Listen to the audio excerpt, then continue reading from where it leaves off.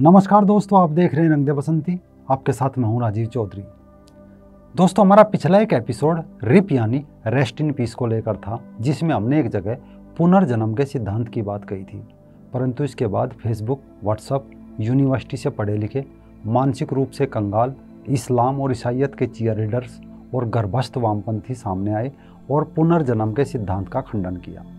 खैर, किसी के खंडन और मंडन से ईश्वर की व्यवस्थाएं नहीं बदलती। उसकी बनाई व्यवस्था अपने आप में अपरंपार, अलौकिक और दिव्य है और वह हमेशा अपनी गति से चलती रहती है।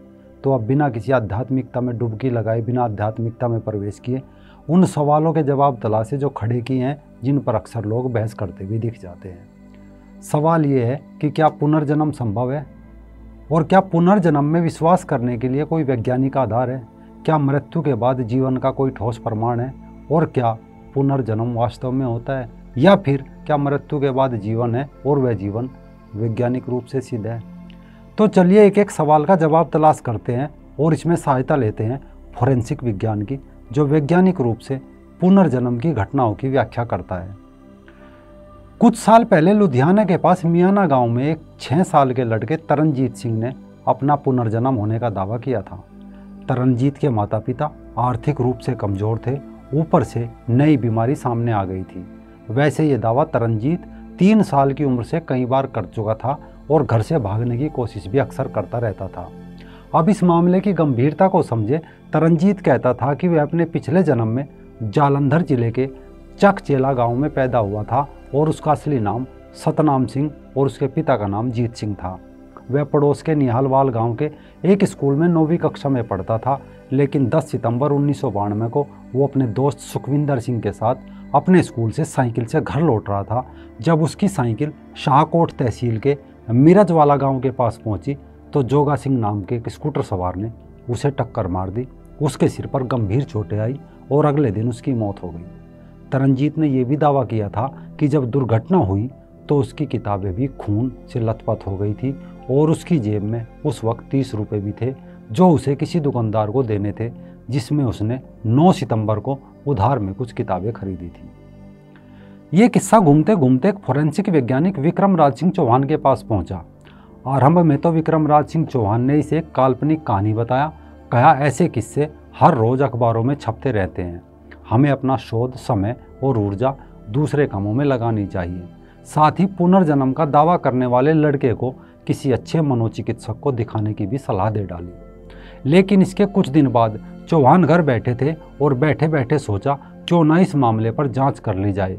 तो सबसे पहले चौहान ने मामले की जांच करने का फैसला किया और लड़के के वर्तमान और पुनर्जन्म के दोनों गांवों का दौरा किया। लड़के की पुनर्जन्म की मां से मिला और पाया कि अपने बेटे की याद में मां ने उसका सामान, पर्स और किताबें ज्यों के त्यों संभाल कर रखी हुई थी। किताबों पर अभी भी खून के निशान थे और पर्स में 30 रुपये भी रखे थे। चौहान ने किताबों को भी अपने पास ले लिया, लेकिन अभी भी मन में दुविधा थी। तो चौहान ने तरनजीत के अनुसार, जैसा उसने बताया था कि घटना के दिन वह दुकानदार के पैसे चुकाने जा रहा था, तो चौहान उस दुकानदार के पास पहुंचा। दुकानदार के पुराने उधार के सारे बही खाते चेक किए तो 9 सितंबर 1992 को सतनाम सिंह यानी लड़के के नाम पर उधार में किताबें खरीदी गई थी। लेकिन इतने सबूत मिलने के बाद भी चौहान और उसकी टीम संतुष्ट नहीं थी। तो अब दोनों लड़के की लिखावट का नमूना लिया गया और उनकी तुलना की। उन्होंने पाया वे सब एकदम समान थी। ये फोरेंसिक विज्ञान का एक बुनियादी सिद्धांत है कि कोई भी 2 लिखावट शैली समान नहीं हो सकती, क्योंकि प्रत्येक व्यक्ति की लिखावट में विशिष्ट विशेषता होती है। एक व्यक्ति की लिखावट शैली व्यक्तिगत व्यक्तित्व लक्षणों से तय होती है। चौहान ने इसके बाद अपने शोध में लिखा कि यदि ऐसा माना जाए आत्मा एक व्यक्ति से दूसरे में स्थानांतरित होती है तो उसके मन के साथ इस तरह लिखावट एक ही रहेगी। कई अन्य फोरेंसिक विशेषज्ञों ने इस हस्तलिपि के नमूने की जांच की और वो भी सहमत हुए कि समान थी। जांच अब आगे बढ़ी तो वैज्ञानिक जो बच्चे के बौद्धिक विकास की निगरानी कर रहे थे, उनके सामने सबसे चौंकाने वाला पहलू ये था कि बच्चा इस जन्म में गरीब परिवार में था, जहां वह कभी स्कूल नहीं गया। लेकिन जब उसे अंग्रेजी और पंजाबी वर्णमाला लिखने के लिए कहा गया तो उसने उन्हें सही तरीके से लिखा। खैर, जांच पूरी हुई और अगस्त 2016 में बुंदेलखंड विश्वविद्यालय झांसी में फोरेंसिक वैज्ञानिकों के राष्ट्रीय सम्मेलन में विक्रम राज चौहान ने अपने निष्कर्ष प्रस्तुत किए थे। चौहान के निष्कर्ष तो प्रस्तुत हो गए, लेकिन बहुत से लोग सोच रहे होंगे आखिर एक जांच से हम कैसे मान लें कि पुनर्जन्म का वैज्ञानिक आधार है, और इसमें साइंस क्या कहती है, यूरोप और अमेरिका के वैज्ञानिक क्या कहते हैं, क्योंकि हम तो उस देश के लोग हैं जो बिना किसी विदेशी ठप्पे के कोई शोध आसानी से स्वीकार नहीं करते। तो अब पश्चिम का सहारा लेते हैं। इयान स्टीवेंसन एक मनोचिकित्सक थे जिन्होंने 50 वर्षों तक वर्जीनिया स्कूल ऑफ मेडिसिन के लिए काम किया था। 1957 से लेकर 1967 तक वहाँ मनोचिकित्सा विभाग के अध्यक्ष रहे। इसके बाद 1967 से 2001 तक कार्लसन में मनोचिकित्सा विभाग के प्रोफेसर रहे और अपनी मौत से पहले यानी कि 2002 तक मनोचिकित्सा के एक शोध प्रोफेसर थे। उन्होंने अपने पूरे जीवन को पुनर्जन्म शोध में समर्पित किया था।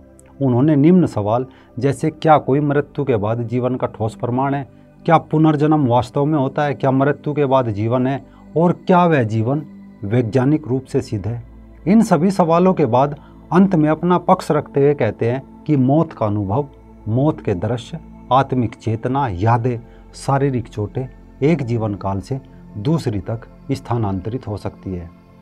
इयान स्टीवेंसन ने दुनिया भर में पुनर्जन्म वाले बच्चों के 3000 मामलों की जांच की जो पिछले जन्मों को याद करते हुए पाए गए।